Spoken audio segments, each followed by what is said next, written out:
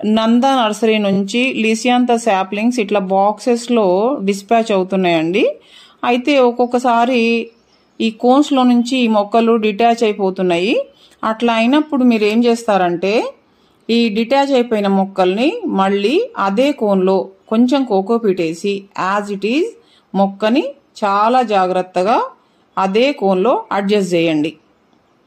తర్వాత కొంచెం ఇసుక తీసుకొని ఆ ఇసుకని 1-2 సార్లు శుభ్రంగా కడగండి. కాస్త ఫంగిసైడ్ వాటర్ని ఆ ఇసుకలో పోసి ఒక చిన్న చిన్న కుండీలు కానీ లేదా డ్రైనేజ్ హోల్స్ ఉన్న ట్రేస్ కానీ తీసుకొని అందులో ఇసుక నింపండి. ఇసుక నింపిన తర్వాత వీడియోలో చూపిస్తున్నట్లు హోల్స్ చేసేసి వాటిలో ఈ కోన్స్తో సహా ఈ శాప్లింగ్స్ని అడ్జస్ట్ చేసేయండి.